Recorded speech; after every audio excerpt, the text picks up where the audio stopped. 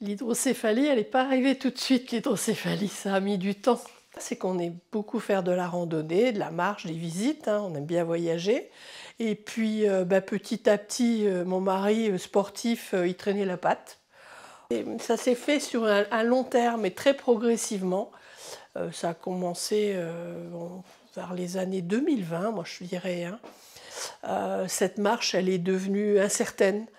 Et donc j'en ai parlé au médecin qui m'a dit oui, mais bon, votre mari, il est plutôt jeune, c'est normal aussi qu'il ait des difficultés à marcher. Bon, bah ok, on va s'adapter. Donc je sais pas, je le voyais buter, je le voyais comment dire, hésiter dans sa marche. Donc je le surveillais et c'était dur parce qu'en fait, je m'en suis pas aperçue tout de suite. Donc j'en ai reparlé au médecin, je lui ai dit, vous savez, cette démarche qui était incertaine, elle devient vraiment problématique. Oui, mais il ne faut pas vous inquiéter trop. Mais toujours est-il que je ressentais il y avait quelque chose d'anormal. Je me posais quand même des questions et que ce n'était pas en rapport avec un vieillissement. Pour moi, c'était pas cette chose-là. Il tombait de plus en plus. Après, on était en balade sur une plage. Tout à coup, il a fait pipi, quoi. Il s'est lâché, mais il se rendait pas compte. Il avait beaucoup de pertes.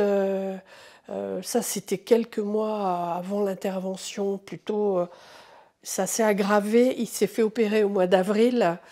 Et ça s'est aggravé de septembre à décembre avant l'intervention.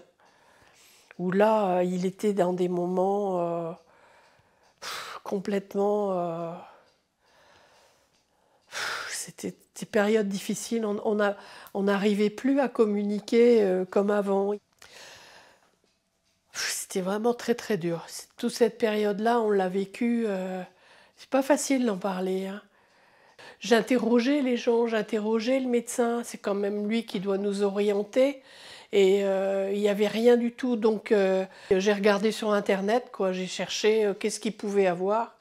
Et en fait, on a trouvé un médecin, un rhumatologue en Bretagne, et qui était spécialiste de la marche. Chez nos grands-mères, avant, il y avait du parquet et on mettait comment dire, des patins et on marchait sur les patins. Et ben voilà, mon mari marchait comme ça. De le voir comme ça marcher, c'est pas possible, c'est pas possible. Et donc on a vu donc ce médecin qui nous a fait le diagnostic. Il nous a dit votre mari a une hydrocéphalie à pression normale. Il nous a dit je ne peux rien faire, c'est pas moi qui vais le soigner, donc il faut aller voir un neurologue. Quand nous sommes allés voir le neurologue, je lui ai quand même dit à un moment donné, vous savez, on a vu un spécialiste de la marche parce qu'on ne savait pas quoi faire, et il nous a parlé d'hydrocéphalie, et là, ce médecin nous a dit non, non, c'est pas du tout une hydrocéphalie, je pencherai plus pour le Parkinson, merci.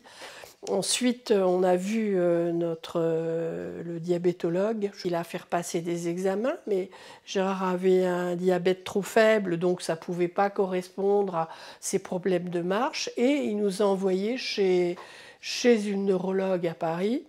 Et cette personne a fait tous les examens et a diagnostiqué, donc, a pensé, a dit on pense, maintenant on va passer des examens complémentaires pour voir si c'est vraiment une hydrocéphalie. On a eu une rencontre avec le professeur et quand il nous a donné la date de l'intervention, ça s'est fait après très très très vite. 3 mois après, il se faisait opérer et après notre vie elle a changé, mais rapidement. Que c'est une intervention, il est rentré le matin, il est sorti le soir, il n'a même pas de médicaments à prendre pour l'hydrocéphalie, il y a juste cette petite valve qu'il a dans la tête, mais bon, on refait ce qu'on faisait il y a 5-6 ans, parce que ça vient progressivement.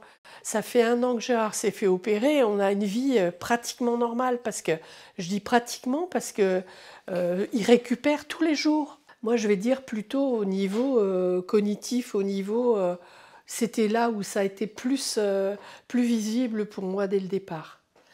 Il était beaucoup plus réactif quand on parlait, alors ça faisait plaisir. Il commençait à reparler, c'était très rapide.